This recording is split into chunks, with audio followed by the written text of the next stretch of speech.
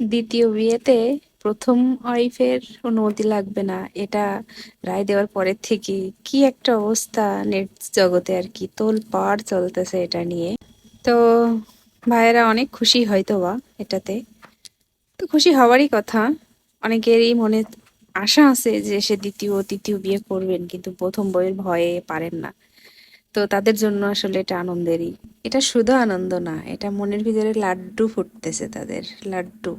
তো এটা দেখার পরে আমার হাজবেন্ডকে বললাম, কি ব্যাপার, তোমার কি কোনো শখ টখ আছে নাকি? সে আমাকে উত্তর দেয়, ভাই মাপও চাই দোয়াও চাই, একটা যন্ত্রণায় আমার জীবন তেজপাতা, একটার কারণে আমার মাথার চুল 3 ভাগের 2 ভাগ পড়ে গেছে, আর একটা মাপও চাই কোনো প্রয়োজন নেই, যা একটু ঘরে খাচ্ছি ঘরে ঘুমাচ্ছি, এরপরে রাস্তায় আমার দিন কাটবে রাত কাটবে, কোনো প্রয়োজন নেই ভাই, সুখে থাকতে কি ভূতের কিল খাবো নাকি? তো আসলে যারা ভালো বোঝে যে সুখ শান্তি যদি থাকে তো ওই একটা ওয়াইফেই থাকে, সুখের জন্য শান্তির জন্য 2টা 3টা বিয়ের প্রয়োজন হয় না। তবে হাদিস অনুযায়ী যদি কেউ করতে চায় সেটা আলাদা হিসাব।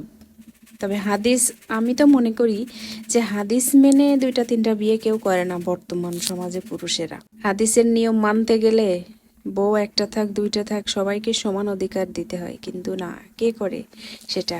কেউই করে না। জেদে পড়ে রাগে পড়ে আর দেখা যাচ্ছে পরকীয়ায় পড়ে মানুষ 2টা 3টা বিয়ে করে।